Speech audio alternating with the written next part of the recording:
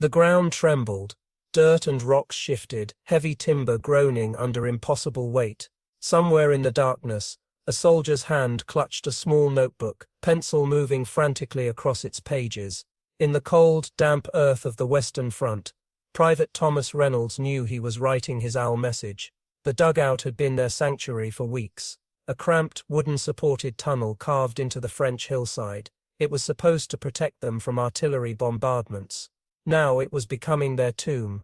It was March 1944. The war had been raging for years, and Reynolds and his unit from the British 51st Highland Division had seen more horror than most men could imagine. They'd fought through North Africa, survived the brutal campaigns in Italy, and now found themselves positioned near the Belgian border.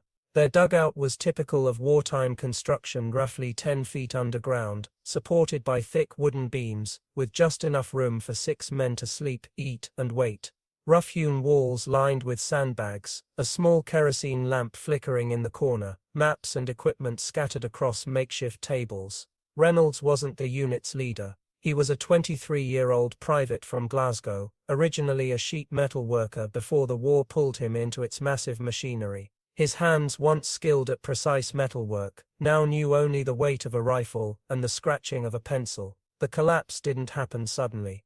It was a slow, terrible process. First, a subtle shift in the timber supports, then tiny cascades of dirt from the ceiling. Small warning signs that something massive was about to give way. His fellow soldiers knew something was wrong. Sergeant William Mackenzie had already ordered everyone to gather their most critical equipment, sensing the instability around them. But there was nowhere to go. The entrance was now partially blocked, escape routes disappearing with each passing minute. Reynolds kept writing. His hands were steady, despite knowing what was coming. The notebook, a small, leather-bound journal his sister had given him before he shipped out, would become his legacy. "If you're reading this," he wrote, "know that we didn't break. We stayed together until." The words weren't just for his family. They were for history, a testament from men who understood they were moments away from death, yet refused to surrender their dignity. Around him, the other soldiers moved with a strange calm, not resignation, but a kind of professional acceptance. They checked equipment, whispered brief prayers, made sure their identification tags were secure.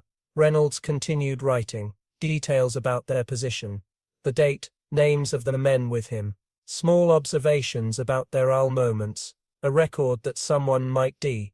Someday, the timber supports began to crack, loud, splintering sounds that cut through the heavy silence. Dust cascaded from the ceiling, coating everything in a grey film.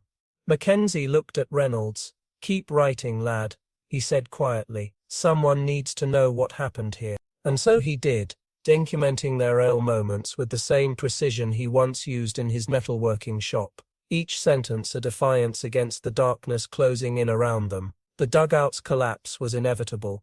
But in those moments, these men were writing something more than just words on a page. They were creating a human record, a message from the depths of war's most brutal landscape. The first massive timber beam snapped with a thunderous crack, sending a shockwave of vibration through the dugout. Reynolds didn't flinch. His pencil continued moving across the page, creating lines of precise script that would become their memorial. Private Thomas Jenkins, a young man from Liverpool who had lied about his age to enlist, started securing their maps and intelligence documents into a waterproof canvas bag. His hands were methodical, almost mechanical, revealing the training that had become instinct. "We might not make it out," Mackenzie said, "not as a declaration of defeat, but as a simple observation, but the information does." Jenkins nodded. Military intelligence was sometimes more valuable than the lives carrying it. Each map, each notation could save hundreds of other soldiers' lives if it survived. The dugout's walls began to bow inward. Wooden supports that had seemed solid moments before now looked like matchsticks under immense pressure. Tiny rivulets of soil started trickling down, creating thin streams that marked the impending collapse. Reynolds paused his writing, looking up. The kerosene lamp flickered, casting strange shadows that danced across their faces. Each man looked simultaneously ancient and impossibly young, weathered by weeks of combat, yet still bearing the fresh features of men barely into adulthood. Private Michael O'Connor, an Irish farmhand who had never been more than 50 miles from his hometown before the war, started checking ammunition. His rifle was meticulously cleaned, magazines arranged with mathematical precision. If they were going to die, they would die prepared. "How much time?" Jenkins asked Mackenzie. The sergeant assessed the increasingly unstable structure with a practiced eye. "Minutes, maybe less."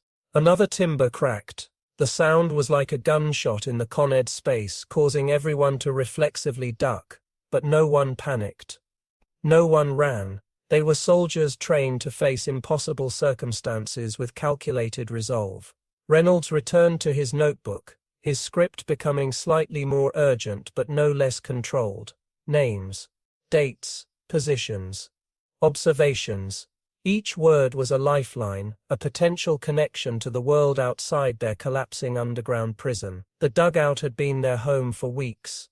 A sanctuary carved into the earth, protecting them from artillery, from the relentless cold, from the chaos of the Western Front. Now it was becoming their tomb. Mackenzie moved closer to Reynolds, watching him write. There was something almost sacred in the act, documenting their hour moments with the same precision they had documented enemy movements, troop positions, strategic insights. "Make it count, lad," Mackenzie murmured. O'Connor is checking weapons and moved closer to the group. The space was shrinking, walls literally closing in around them. Dust hung in the air like a grey shroud, making breathing laborious. Jenkins secured the intelligence bag to his chest, understanding its importance. If he survived, a possibility growing more remote with each passing second, these documents could alter the course of battles, potentially save thousands of lives. The collapse was no longer a possibility, it was a certainty. Reynolds kept writing, his hands, once designed for delicate metalwork in peaceful Glasgow workshops, now performed a different kind of precision work. Each word was a rivet, each sentence a structural support against the imminent destruction. Mackenzie watched, observed, remained calm. The dugout continued its inevitable descent into chaos and darkness. The first massive timber gave way with a thunderous crack. Tons of earth began to cascade, creating an avalanche of soil and splintered wood. O'Connor instinctively threw himself toward Reynolds, attempting to shield him and the precious notebook. Jenkins lunged forward, clutching the intelligence bag against his chest. Mackenzie's hand reached out, grabbing O'Connor's collar and pulling him back. In that moment, everything moved both impossibly fast and devastatingly slow. Darkness consumed them. Silence. Then a faint sound, breathing, shallow, uncertain. Reynolds felt weight pressing against his chest. Dust filled his lungs, making each breath a battle. His right hand still clutched the notebook, somehow protected beneath his body. Warm liquid blood trickled down his forehead. "Anyone alive?" Mackenzie's ice was muffled, distant. A groan responded.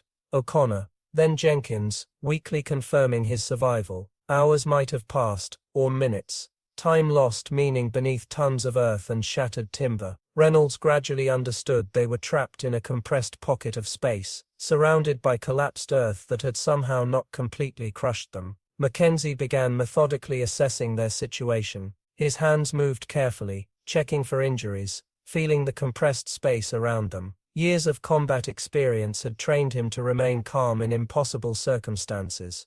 "We're about 12 feet down," he announced. Soils packed tight. Movement could trigger complete collapse. Jenkins coughed. "The intelligence." "Safe," Reynolds responded, patting the notebook tucked against his chest. O'Connor's breathing became more labored. A broken rib, perhaps. Or worse. The darkness was absolute. No light penetrated their earthen tomb. They waited. Rescue, if it came, would require precise coordination. Their location was known only to their immediate unit. The broader military apparatus might consider them already lost. Another set of casualties in an endless grinding war. Hours passed. Mackenzie began quietly singing an old Scottish folk song, low, rhythmic, a reminder of life beyond this moment. O'Connor joined softly, his Irish brogue blending with the sergeant's deeper tones. Jenkins remained silent, conserving energy. Reynolds continued making occasional notations in the notebook, careful, precise. Documentation was now their lifeline, proof they had existed, survived, witnessed. The first sound of digging came after what seemed an eternity, distant, methodical. Someone was searching, probing, listening. Mackenzie tapped a specific rhythm against a remaining timber, their unit's recognition signal. 3 short, 2 long. Pause. Repeat. The external digging stopped, then resumed with renewed intensity. Rescue, when it arrived, was neither dramatic nor heroic. Just methodical soldiers doing what soldiers do, recovering their own. Carefully, deliberately. Sunlight broke through approximately 8 hours after the collapse. First a thin line, then widening. Hands reached down. Ices called. One by one they were extracted, bruised, compressed, alive. The notebook survived. Its contents would indeed alter battlefield strategies, validate intelligence gathered at tremendous cost. O'Connor would heal. Jenkins would be commended. Mackenzie would continue leading. Reynolds would write. Life continued. The war continued. Here's the completion. 2 weeks later, Reynolds sat in a sparse debris gave room, the notebook now transcribed, its pages filled with meticulously documented observations. Military intelligence analysts hunched over its contents, tracing lines, drawing connections that would reshape strategic understanding. O'Connor walked with a slight limp, but his spirit remained unbroken. Jenkins had already been dispatched to another reconnaissance mission, his reputation enhanced by their survival. Mackenzie stood quietly by the window, his weathered hands clasped behind his back, watching rain streak down the glass. The intelligence they'd recovered exposed critical vulnerabilities in enemy supply lines, information that would save hundreds of lives in future engagements. Yet none of them celebrated. War didn't permit such luxuries. Reynolds understood something fundamental in that moment. Survival was never guaranteed, but documentation was eternal. Every observation, every careful notation represented a fragment of human experience that might otherwise be lost. The notebook was more than intelligence, it was memory. Mackenzie turned, catching Reynolds' eye. No words were exchanged, none were needed. Their shared experience had forged a connection deeper than language, beyond rank or nationality.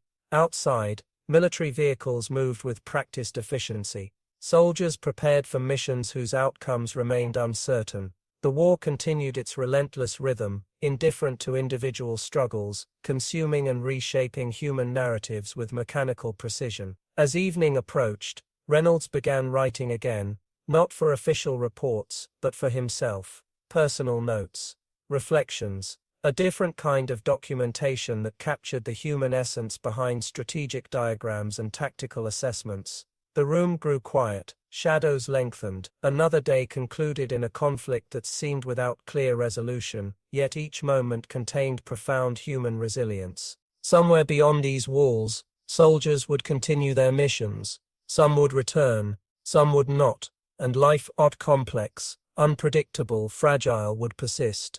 The nighttime brought a different stillness.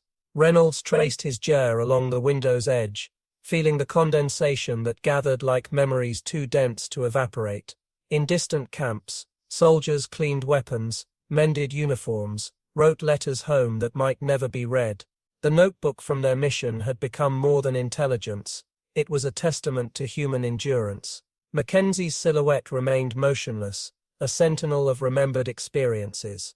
O'Connor's medical reports indicated full recovery was possible, though the internal wounds of combat never truly heal. Jenkins would return from his next mission, or he would not. Such was the arithmetic of war. The rain outside transformed from sharp streaks to a soft, persistent rhythm. Reynolds understood now that every conflict has its own language, spoken not in words but in moments of quiet survival, in the spaces between actions where humanity resides. His journal entry that night was spare. We carry what cannot be seen, memories, connections, the weight of survival. Outside, moonlight replaced rainfall. Military bases hummed with subdued activity, generators, distant radio communications, the measured breathing of sentries. Another night, another possibility. And in that moment, between darkness and potential dawn, The story of their survival existed not as a heroic narrative, but as a simple, profound testament to human resilience.